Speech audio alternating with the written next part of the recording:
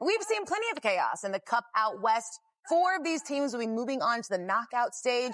Who would get one step closer tonight? Let's see. West Group A.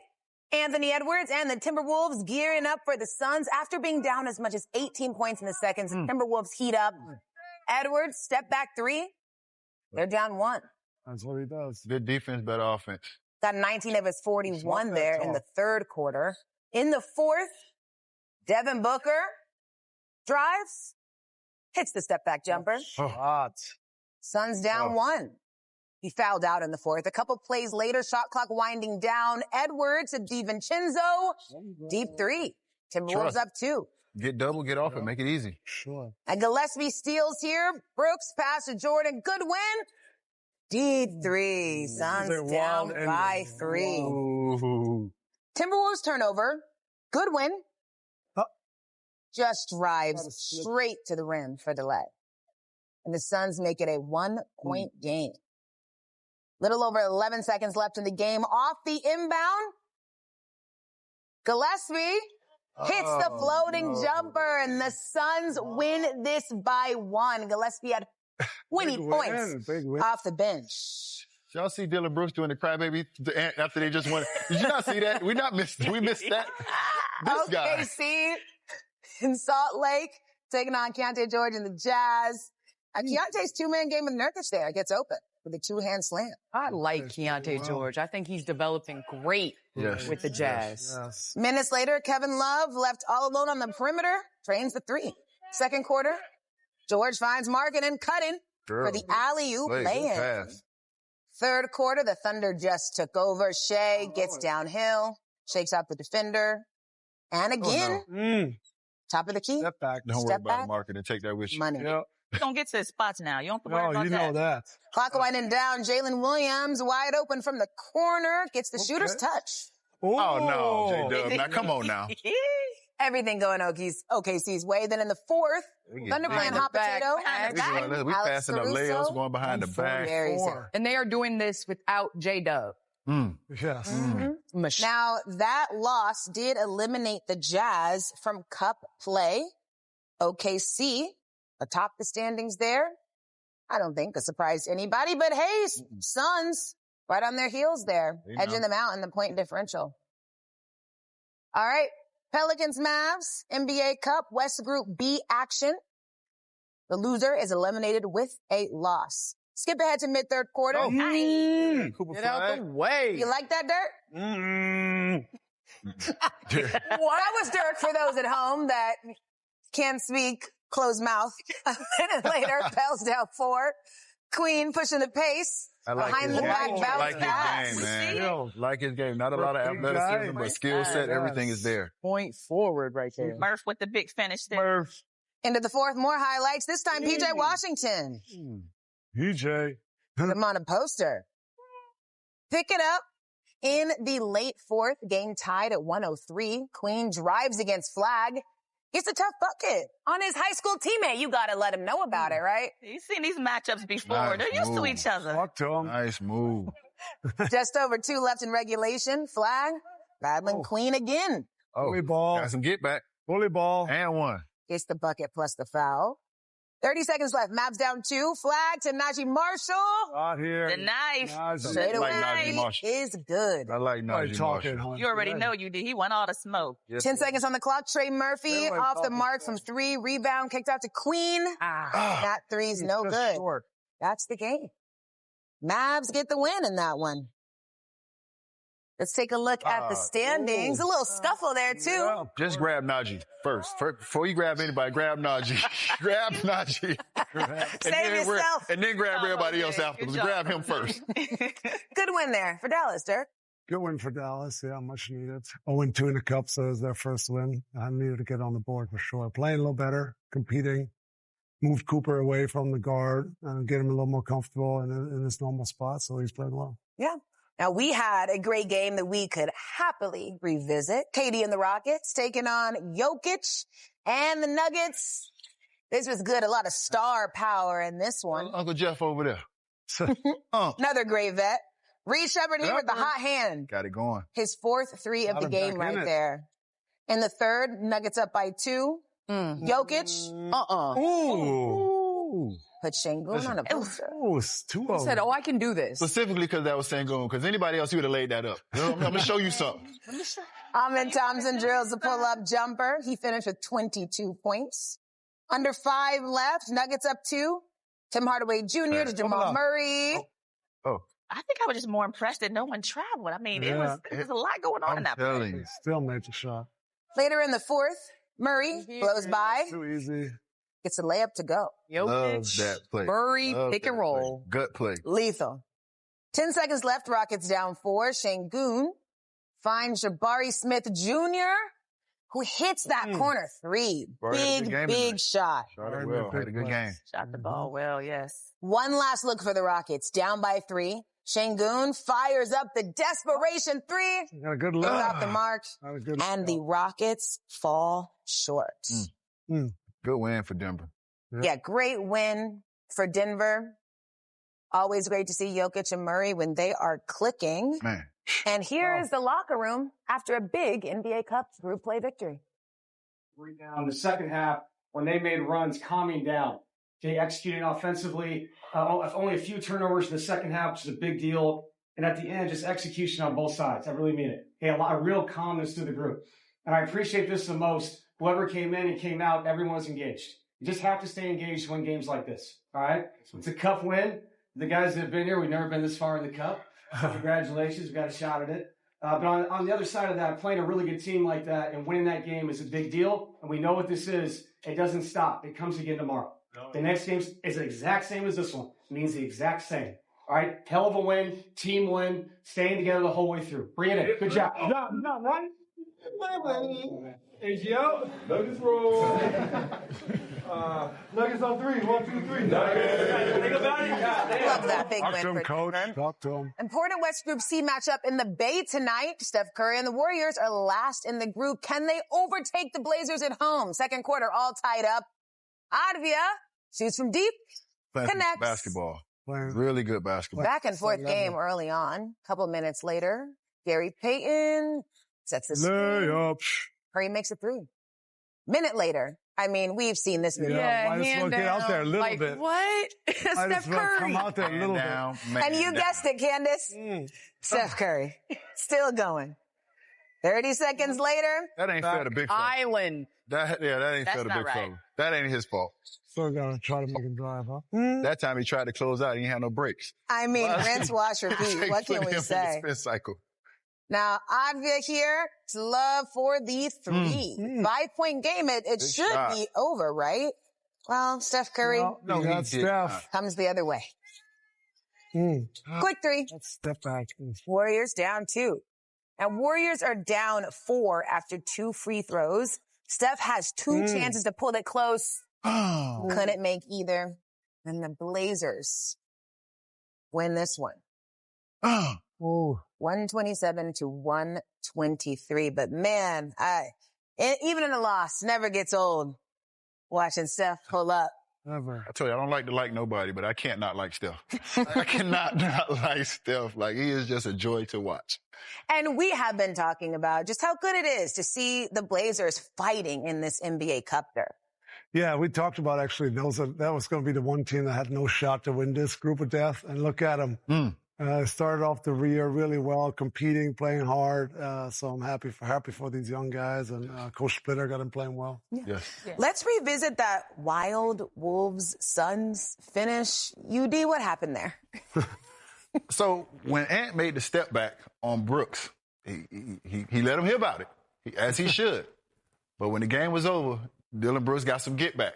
He was doing something with the whiny face, stopped crying, and I'm sure that was towards Ant-Man. As you get right here, we get downhill, we get this bucket in the paint. Now, mind you, Dillon Brooks ain't even on the floor during this play. Has nothing to do with the play. Not even involved in it. Not even on the court. But he will not miss his opportunity to let Ant-Man know about this one. So, I mean, it's all healthy competition, and I love the competitive part of it, but everybody takes the opportunity to get at Dillon Brooks. So, I mean, Minnesota had all the chances. Obviously, they were up in the last minute with like 6 or 7 points. You turn the ball over. You saw Randall try to split double team down the stretch. You don't do that. You pass the ball. And missed 2 free throws down the stretch. But a lot of credit to Phoenix. They've been playing well. They've been winning games. Their schedule was fairly easy. I think now the next 15 games towards Christmas is going to be really hard for them. But they keep shooters in the game. They got some younger guys that are competing hard, and Booker obviously is playing super well. They've been fun, and they've been surprising a lot of teams. Our buddy Steve got to be feeling good. Oh, he sat here telling us this was a culture year and stuff. And now look at him. Hey, speaking of culture, let's talk about a team and the OKC Thunder. Because, Candace, for you, obviously on top of the fact that they are a league best 16-1, they're the defending champs, have talent out the wazoo, there's something else that really separates them. They're so much fun to watch, and we keep throwing around that intangible of seeing players that play for one another.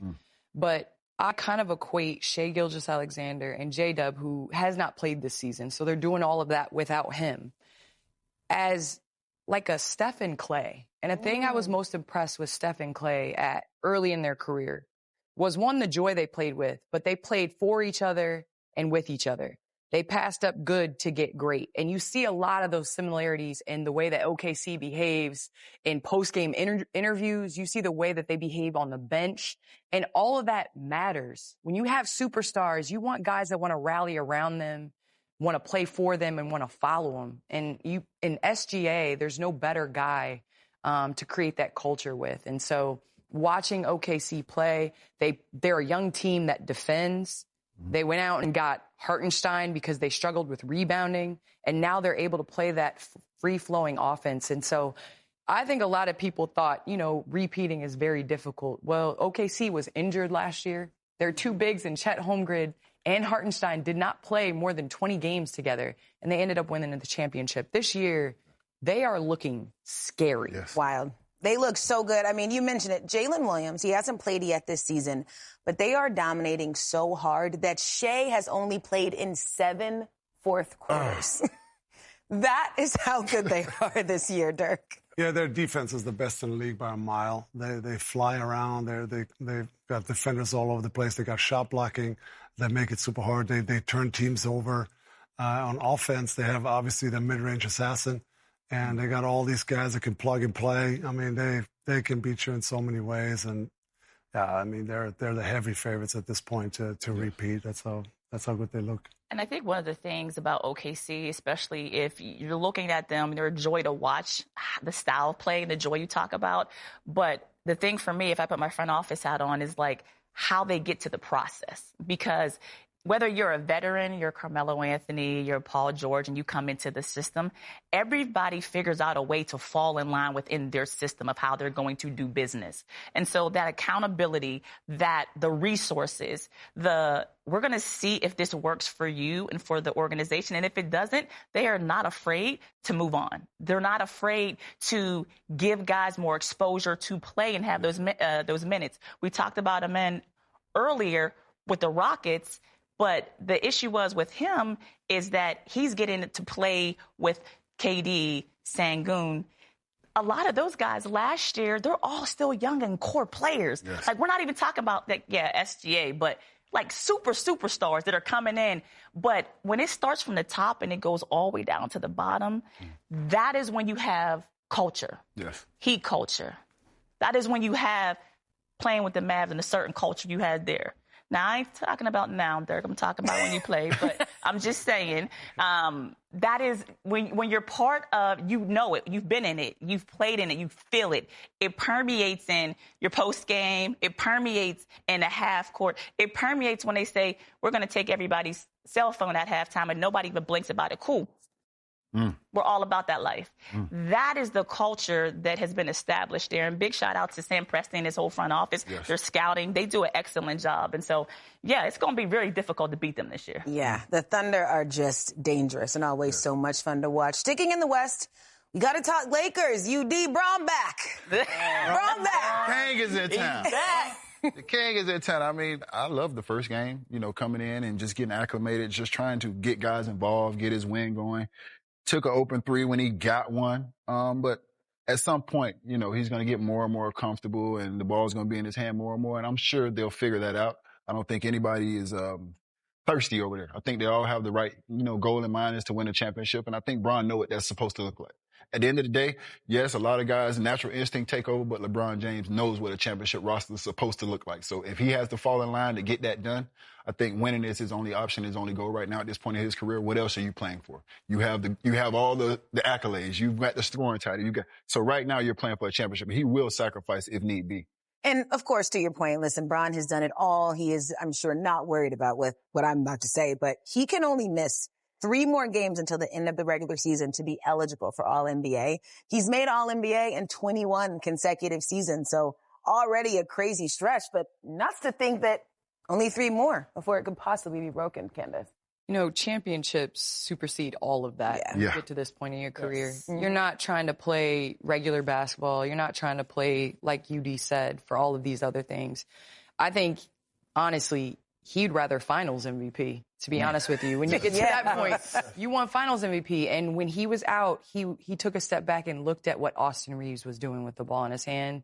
He looked at what Luka was capable of doing and the other guys, Aiden, settling into his spot. So I don't think he's thinking of that. I think he's thinking of the bigger picture. Yeah. Absolutely. And he old as hell. So when you old, it's a luxury to have those young guys out there cooking. Yeah. Go ahead and cook. He's seasoned. You need just straight to the point. I marvel at the fact he's out there. That's my so boy. I'm with y'all. He's That's my looking boy, for but he bigger, old. better things. Simmons is old. Seasoned, bro. All right, coming up, teams are playing faster across the league, but a quicker pace has had some consequences. We will have that conversation next as our post-game coverage continues on.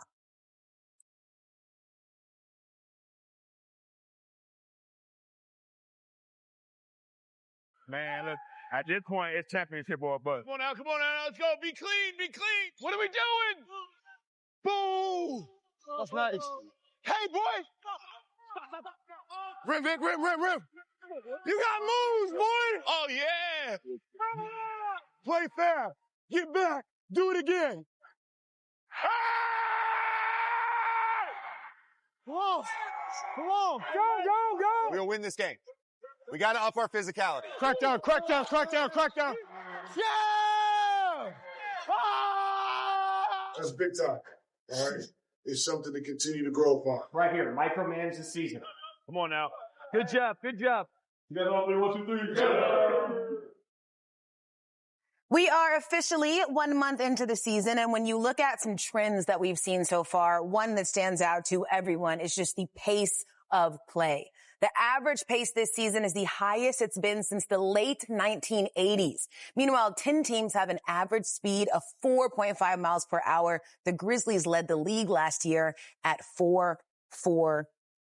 So pace undeniably is up. And Dirk, I just want to know just how drastically pace of play has changed from when you were on the court.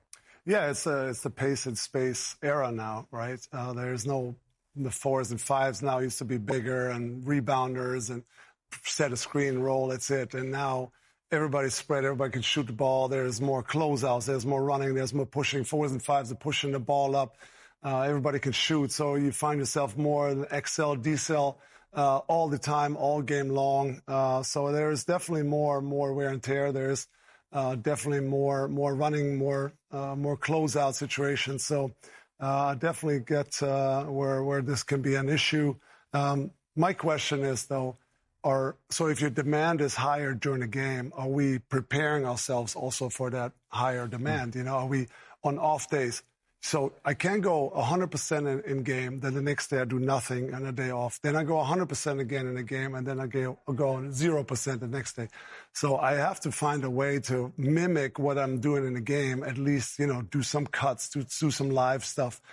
Do I prepare myself for the higher demanded games? That's the question I have. Yeah, and I think that a lot of coaches around the league sort of have some of these same questions because with a faster pace of play, we are unfortunately seeing an increase in soft tissue injuries. Steve Kerr and Eric Spoelstra gave their thoughts earlier this week. I'm very concerned. It's dramatic. The pace difference is dramatic. We literally have not had a single practice on this road trip. Not one. We've been gone a week or longer, 8 days, not one practice, because it's just game. And so not only is there no recovery time, there's no practice time. I mean, it can't be done the way it's structured right now. So Steve and I and, the staff, when we were together the last 2 summers, we had talked about it, but it's not changing. The only way it could have changed, possibly is with a new TV deal that everybody could agree on, 10 less games or something like that. UD, strong statements from both coaches. Just your instant reaction to those words. I mean, I understand, the scheduling situation, and that's something you can't control. But as players, and I said this before, we always focus on the things we can't control. What can we control? How we prepare for the season, just like Dirk talked about. I watch Andrew Wiggins, who's been in the league over 10 years, has won championships, spent his entire summer in Miami preparing to be in shape for the way the Miami Heat wanted to play this year. I spent time in training camp with the Miami Heat, watching how they practice every single day, pushing those guys, running suicides to prepare. So to Dirk's point, you have to prepare to play this way. You can't just show up. It can't be summers off. This has to be a lifestyle. And then once again, what do you want? If I walked in and my coach told me this is what we need to do to be our best version and win a championship, damn it, sign me up, because I'm wired to win. So they have to figure that out, whether they want to take less games. But if the pace is what's making teams better, if the pace is what's getting you to your best version, if the pace is what's going to help you win a championship, damn it, run. Because I'm running. I'm running. Yeah. That's what's going to put me in position to win a championship. I'm coming in shape and I'm running. So there is some level of sort of accountability and the responsibility that the players have to themselves. I know both ways. When they have to work about the games if they can, but I don't think they're changing that. So what are we going to do as players? What are we going to do? Mm-hmm. So I want to break this down really, really quickly from just to kind of level set for our fans as well, right? And so the NBA, the players, the league, the owners, television, everyone, all of our streamers, everyone's in partnership. And so when you have, everyone's excited about the extension and our media deals. Everyone's excited. People are getting paid more. There has to also be investment in the research. It has to be investment in understanding the human anatomy. And we're talking about pace. We're talking also about how players are going to do their part, but we have to also provide them the information to be prepared. The league is getting younger. Players are coming in. Practices are different in college than they are here. And so I think what Spo said, an overhaul of reimagining what this needs to look like. It can't be, because we didn't play in any of this era. And I love the run. Candace, you know this. We're out to the races. It is not like that right now. And can the human body take the pace, the speed, and all of that together? I think it's interesting that last year there were 4 Achilles that we saw as a result. They had soft tissue injuries before. I think now we're entering into this season with that in mind, where now maybe, yes, the pace, the space, the schedule, which isn't going to change, is more. But now medical teams and players are being a little bit more cautious to sit out more of the short term, so they're not sitting out with the year-long injuries of the Achilles and things like that. So I do think it is intelligent to be smart. As a player, you want to see your stars out there playing. But at the end of the day, you're right. You need more research, and players need to prepare to be able to play this style of game. Yeah, partnership together. We want great products. We want great games, and we want our players to be on the floor. Yep. Comes together. Want everyone healthy. Game is better when everyone is on the floor. So accountability, preparation from the top down for sure. What you laughing at? What you laughing at? Work out often. What the hell was the pace in the 80s? That's what I'm saying. What they wear. That's what I'm saying. With Converse, with no, I don't know how in the hell was they running fast. No. How? UD. But guess what? Those same players right now that they just got medical insurance from the players, we see some people how they walking, how they backs and everything else. Now, they was a little thuggish back in the 80s. They was clotheslining. Shout out to the bad boys, Detroit. You know what I mean? Like, it's a little different back then. I heard some stories. You said some players. You got a couple up here that running up and down the hallway. Come on now. We didn't play in that that style of game. Dirk, I'm with you, okay? Candace, I'm with you. I y'all didn't know- miss- I didn't miss anything. You had to I'm with you, activate Dirk. I'm with you. We're all in this together. We're all in this together. I had to All right, activate just to get activated. It was crazy. My band. Activate to activate. Let's take a look at the latest Cup standings. The Raptors, the first team to land a spot in the knockout stage. The Pelicans, the first team to get knocked out. And the Jazz eliminated tonight as well.